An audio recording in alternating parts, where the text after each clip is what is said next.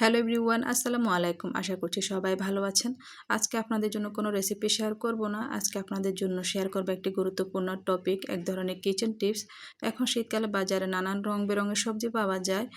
এখন এই সবজিগুলো খেতে খেতে অনেকে হয়তো বিরক্ত। কিছুদিন পর যখন বাজারে সবজিগুলো থাকবে না, তখন কিন্তু খেতে ইচ্ছে করবে। শীতের কিছু কিছু সবজিগুলো আমাদের সারা বছরই দরকার হয়। এই জন্য এখনই সময় সবজিগুলো সারা বছরের জন্য সংরক্ষণ করে রাখার। আমি যেভাবে সারা বছরের জন্য সংরক্ষণ করে রাখি তা আজকে আপনাদের সাথে শেয়ার করব। আশা করছি পুরো ভিডিওটি দেখবেন। প্রথমে হচ্ছে এখানে আমি 2 কেজির মতো টমেটো নিয়ে নিয়েছি। তারপর পানি দিয়ে ভালো করে টমেটোগুলো পরিষ্কার করে নিব। টমেটো হচ্ছে আমাদের নিত্যদিনের ব্যবহারের খুবই গুরুত্বপূর্ণ একটা সবজি, যা আমরা প্রতিটা রেসিপিতে কিন্তু ব্যবহার করতে পারি। এখানে আমি টমেটোগুলো নিত্যদিনের মতো কেটে নিয়েছি, আপনারা দেখে হয়তো বুঝতে পেরেছেন। তারপর বড় একটা হাঁড়িতে বসিয়ে দিয়েছি। এখানে আমি একদম সম্পূর্ণ পানি ছাড়া সেদ্ধ করে নিব। যেহেতু টমেটো প্রচুর পরিমাণে পানি থাকে, তো হালকা ভাপে নেব। আপনারা দেখতে পারবেন কিছুক্ষণ পরে। এই তো আমার টমেটোগুলো হালকা সেদ্ধ করা হয়ে গিয়েছে। আমি এরকমই করে নিয়েছি। এখন সম্পূর্ণ ঠান্ডা হওয়া পর্যন্ত অপেক্ষা করব। আর এখানে হচ্ছে আমি একটা বাঁধাকপি কেটে নিচ্ছি। একদম চিকনও না, একদম মোটাও না, ওইভাবে কেটে নিচ্ছি। বাঁধাকপিটা কিন্তু আমরা নানা রকম সবজিতে ব্যবহার করতে পারি। বিশেষ করে হচ্ছে যে আমরা ভেজিটেবলস রোলগুলা, তারপর হচ্ছে chicken roll, chicken vegetables roll, তারপর হচ্ছে সালাদ, এগুলাতে কিন্তু আমরা এই বাঁধাকপিটা ব্যবহার করতে পারি। বা মাঝে মধ্যে যদি ইচ্ছে করে যে পাকোড়া খাওয়ার জন্য, তখনও কিন্তু এই বাঁধাকপিটা দিয়ে কিন্তু আমরা বাঁধাকপির পাকোড়া বানাতে পারি।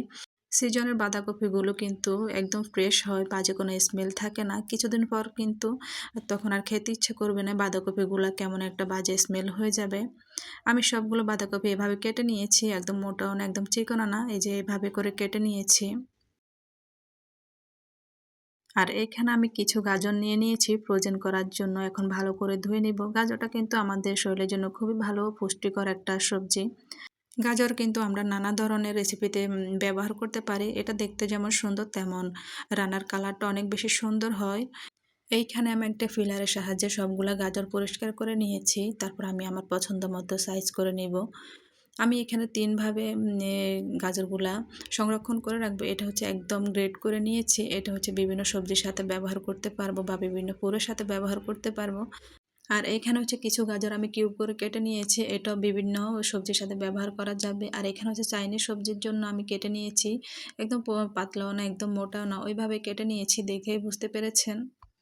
কিছুদিন পর আসছে রমজান মাস। আর এই রমজান মাসে আমাদের বেগুন কিন্তু খুবই গুরুত্বপূর্ণ একটা সবজি। আর তখন কিন্তু বাজারে এই বেগুনের দাম কিন্তু প্রচুর পরিমাণে বেড়ে যায়।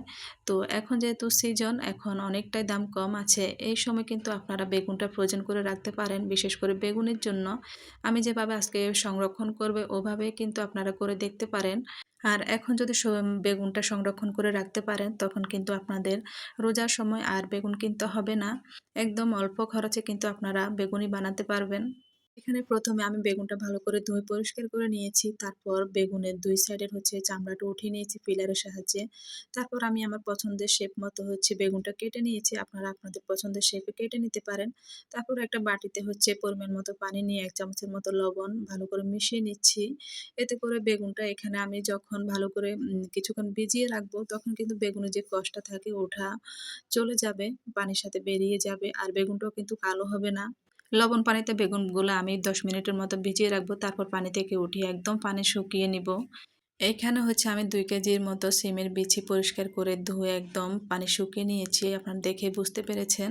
আর এই সিমের বিচিটাও কিন্তু সবার অনেক বেশি পছন্দের একটা খাবার। আর এইভাবে সংরক্ষণ করে রাখলে আপনারা যখন ইচ্ছা তখনই খেতে পারবেন। এইখানে আমি ২ সাইজের হচ্ছে জিপলং ব্যাগ নিয়ে নিয়েছি। এখানে আমি আমার পছন্দ মতো এখন সবগুলা সবজি রেখে দিব। আপনারা চাইলে কিন্তু পলিথিনেও রাখতে পারেন বা বক্সেও রাখতে পারেন, যার যেমন পছন্দ। আমি এখন একে একে সবগুলা সবজি হচ্ছে ব্যাগে ভরে নিচ্ছি। আমার যতটা প্রয়োজন ততটুকুই রেখে দিব। সিমের বিচিগুলো হচ্ছে আমি একটা ক্যাপ দিয়ে ব্যাগে ভরে নিচ্ছি। আমার যতটা প্রয়োজন ততটাই নিয়ে নিচ্ছি। আপনারাও চাইলে কিন্তু এর থেকে বেশি বা কম করে রাখতে পারেন। এইদিকে আমার টমেটোগুলা হচ্ছে একদম সম্পূর্ণ ঠান্ডা হয়ে গিয়েছে। এখন আমি সবগুলা ব্যাগে ভরে নিব। অনেকে হচ্ছে টমেটোগুলো কাঁচা কেটে ফ্রোজেন করে রেখে দেন। এতে করে কিছুদিন পর হয় কি, এগুলো কেমন যেন একটা প্লাস্টিকের মতো হয়ে থাকে। তো এগুলো কোনো কিছুতে ব্যবহার করলে খেতেও ভালো লাগে না। চাইলে আপনারা এভাবে ট্রাই করে দেখতে পারেন। সারা বছর এভাবে সংরক্ষণ করে কিন্তু টমেটোটা খাওয়া যায়।